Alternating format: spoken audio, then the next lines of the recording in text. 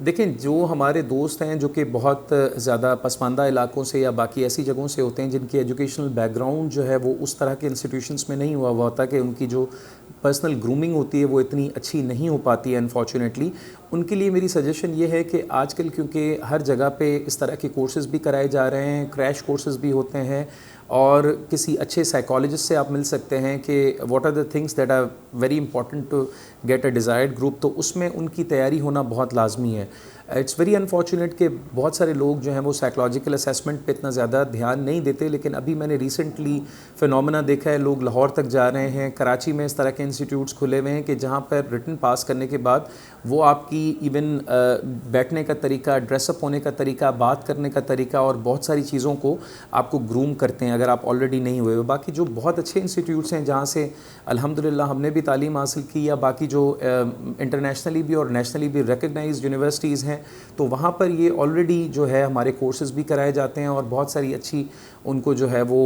Conduct करने का तरीका या सलीका बताया जाता है। या जो हमारे दोस्त जो कि ऑलरेडी किसी जॉब में होते हैं और उसके बाद से इसे अटैम्प्ट दे रहे होते हैं, तो उनकी ग्रूमिंग नॉर्मली बहुत सारे लोगों से बेहतर हुई हुई होती है। तो it's all about your personal grooming, it's all about how you conduct your self after being selected in the written examination. So मेरा ख्याल है कि it is one of those areas जिसमें आपको बहुत ज़्यादा मेहनत करनी चाहिए और अनफॉर्चुनेटली इट इज़ ओवरलुक। देखिए, बेसिकली वो आपसे ये डिमांड कर रहे होते हैं कि अगर कोई इस तरह की कोई सिचुएशन क्रिएट हो जाती है कि विच डिमांड्स योर इंटरवेंशन, तो how would you conduct your self. अगर you are confronted with so many things जो कि आप समझते हैं कि इनको सोल्यूशन दरकार है, तो how would you conduct your self, और आप उसमें लिमिटेड रिसोर्सेज में रहते हुए आप उनको कौन सा सोल्यूशन प्रोवाइड करते हैं। दूसरी बात, आपका कंडक्ट, आपका डिमीनर, आपका वे ऑफ स्पीकिंग, और सबसे बड़ी बात यह है कि if you are confronted with so many issues और आपके पास रिसोर्सेज पूल बहुत लिमिटेड है, तो उसमें आप आउट ऑफ द बॉक्स कौन सा सोल्यूशन उनको प्रोवाइड करते हैं।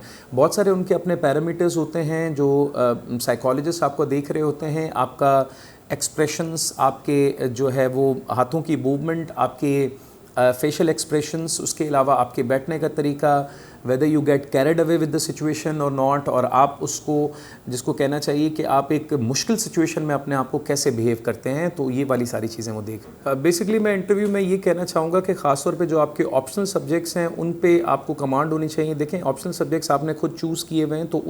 उसके बारे में अगर कोई आपसे इंटरव्यूअर पूछता है तो वो बहुत मायूब समझा जाता है कि आपका अपना ही सब्जेक्ट जिसमें आपने स्कोर भी अच्छा कर लिया, चूज़ भी आपने खुद किया, कि उसके बारे में आपको कमांड नहीं है। दूसरी बात, जो करंट अफेयर्स के इशूज़ चल रहे हैं, जिस भी दौर में इंटरव्यू है, तो करंट अफेयर्स के जो टॉपिक्स हैं उस पर आपका ओपिनियन ज़रूर होना चाहिए। कोशिश करें कि अपना एक ओपिनियन जो है वो बेहतर तरह की किताबें पढ़ के, इंटरनेशनल बेस्ट प्रैक्टिसेस देख के, और इंटरनेशनल जो उस पर जो व्यूज़ हैं मुख्तलिफ ऑथर्स के, वो आप ज़रूर पढ़ें, उसको इनकॉर्पोरेट करें और अपना एक ओपिनियन फॉर्म करें। और जब तक आप अपना ओपिनियन फॉर्म करते हैं तो उनको आप अपना एनालिसिस भी दें और क्रिटिकल हो जाएं, क्रिटिकल एनालिसिस दें कि जी ये इसके पॉजिटिव्स हैं, ये इसके नेगेटिव्स हैं, और इसमें हम चाहते हैं कि बेहतर रास्ता ये है। हमारा असल में बेसिकली, क्योंकि हमारा एजुकेशन सिस्टम में ये थोड़ा सा हमें कहा जाता है कि जी ये वाली चीज़ें मेमोराइज़ कर लें और मेमोराइज़ करने के बाद आपका जो है वो पेपर में बैठ जाएं। बेसिकली इंटरव्यू में आपकी एनालिटिकल स्किल्स और आपकी जो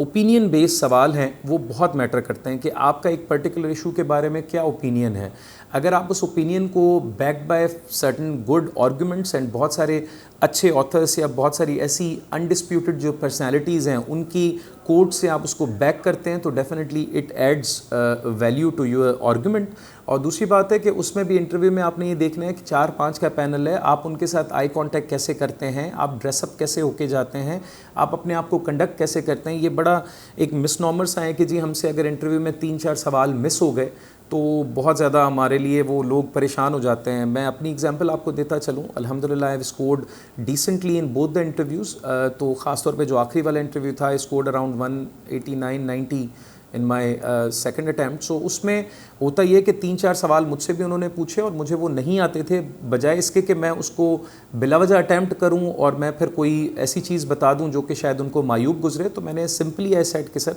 sorry I may not recall it now. So उसके बाद फिर आप वो आपको देखते हैं कि 4 सवाल 5 सवाल आपने डायरेक्टली नो किए हैं, तो अब आप इसका बिहेवियर किस तरह से चेंज हो जाता है। फिर आप